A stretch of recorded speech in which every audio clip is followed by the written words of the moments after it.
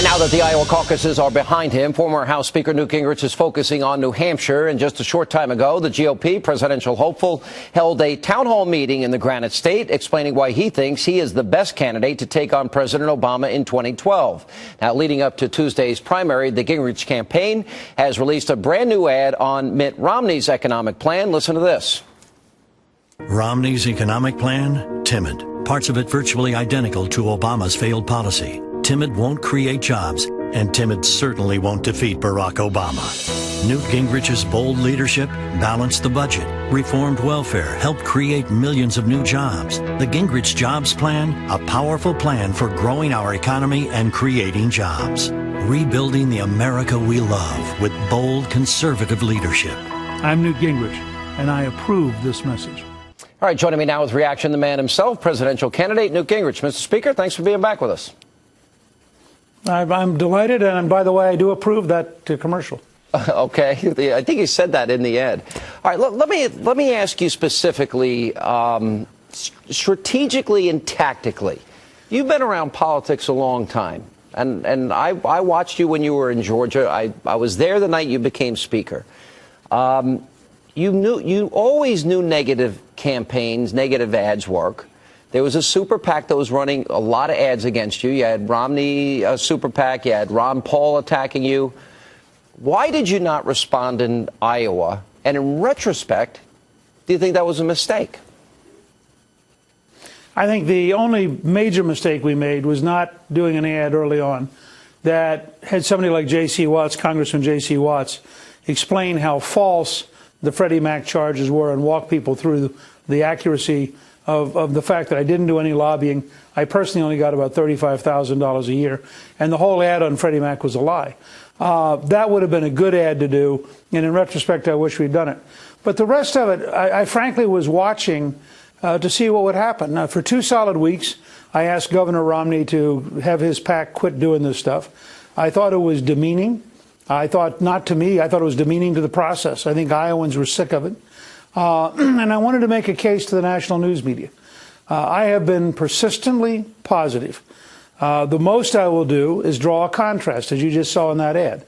I will draw a contrast only on public policy. I'm not going to go out and play gotcha games. I'm not going to distort Governor Romney's personal life or his personal records or his personal business.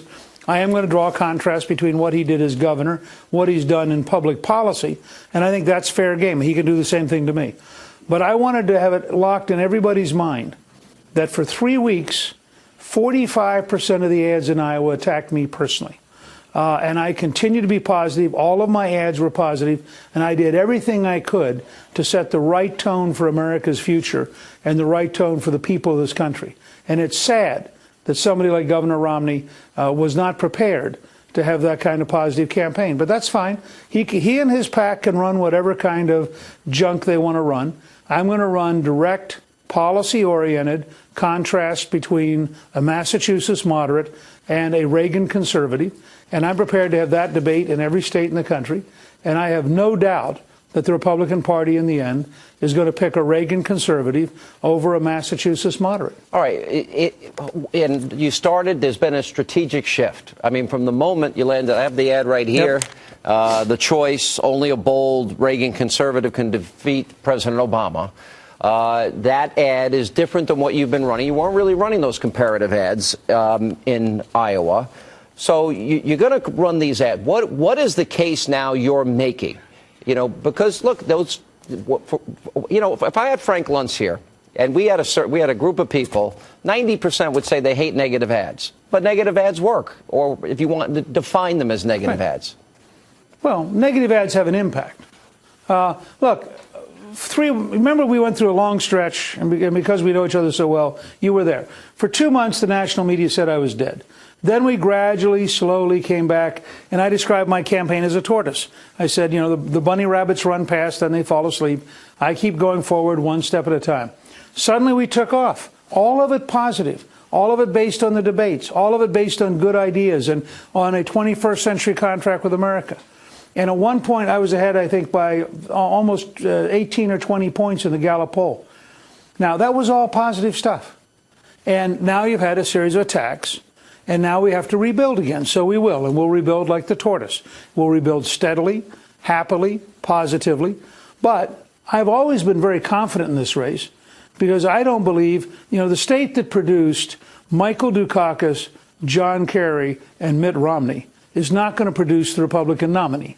And that's just a fact. In the end, Governor Romney will not be able to hide behind negative ads. People will actually look at his record. They'll realize that he raised taxes as governor. They'll realize that he appointed liberal judges who were pro-abortion. They'll realize he wrote Planned Parenthood into Romney Care. He wrote tax-paid abortions into Romney Care. All these things will add up, and people will go, oh, yes, that's not somebody I want to be the Republican nominee. All right, but be the Republican nominee. All right, but you got two debates this weekend, so I assume that this battle is going to go back and forth, probably between the two of you. And I know the country's going to be watching; they're paying very close attention. As you make these comparisons, though, between the two of you, a lot of people say, "All right, what is the tone going to be?" You were on, I think, the CBS Morning Show. You were asked, "Do you think that Mitt Romney was lying?" And you said yes. Some people have said maybe that's not a good tone to take. What is your reaction to what some of the pundits have said on that? Well, look, I didn't say it. What I'd ask those pundits is, if Bob Schieffer had asked you that question, would you have answered him honestly or not? I didn't say it angrily. I'm not particularly angry. I've been in this process of public life a long time. I understand people can do all sorts of really stupid things, and that doesn't offend me personally. This is about the country. This is about, if we're going to be angry, let's be angry about the economic mess we're in. Let's be angry about a Congress and a president who can't work together. Let's be angry about Barack Obama this morning fundamentally violating the Constitution by making recess appointments when the Senate's not in recess. There's lots of stuff you can be angry about that's real. Let's be angry about the fact that millions of Americans are sitting out here with their homes in danger of foreclosure. We can take care of giant banks, but we can't take care of homeowners. A lot of good stuff to be angry about. Right. What do you... I'm not particularly angry about the technique that Romney's using. In Iowa, in New Hampshire, the latest poll that came out today, Romney was at 29, Santorum 21. You were in third place. Strong numbers, 16. By all accounts, now that Mitt Romney squeaked out a victory in Iowa, and then likely to win New Hampshire, a state that he was expected to win from early on, I guess all eyes then go to South Carolina, where you're still leading in some polls there. How important then does South Carolina become in this entire process? Oh, South Carolina is very, very important. And I don't think South Carolina is going to vote for a Massachusetts moderate. I think that you talk to the voters of South Carolina. When you outline Romney's actual record, they look at you in disbelief. They can't imagine somebody who has those kind of things in his record would think he could run as a Republican. And you saw this, I think you saw the ad that John McCain did in 2008 that indicated why Romney actually lost. Romney lost New Hampshire in 2008 as people looked at that ad and began to realize, who was the real Romney as opposed to the candidate. When I had you on radio earlier this week, you spoke of the issue of aligning a little bit with Rick Santorum. What did you specifically mean about that? Well, Santorum and Perry and I, all three represent an American conservatism that is dramatically different than a Massachusetts moderate. So all three of us naturally have a very similar reaction, I think, to Romney's policies in a very similar sense. If you're going to write a platform, the three of us would write a platform dramatically more conservative than the kind of platform that Romney would want to write. So I think in that sense, we all three have respect for each other. We all three share a broadly philosophical approach. Obviously, we're competitors, and each of us would like to be the one who emerges as the ultimate winner. So it's not, we're not going to be partners, but we do have a common agreement that we want a more conservative America than Mitt Romney does. All right, so we're going to see you Monday night in New Hampshire, and it's getting more interesting by the day. The two debates this weekend we'll be watching, and we will see you Monday. Mr. Speaker, as always, thanks for being with us. Good. See you then. All right, let not your heart be troubled. Great.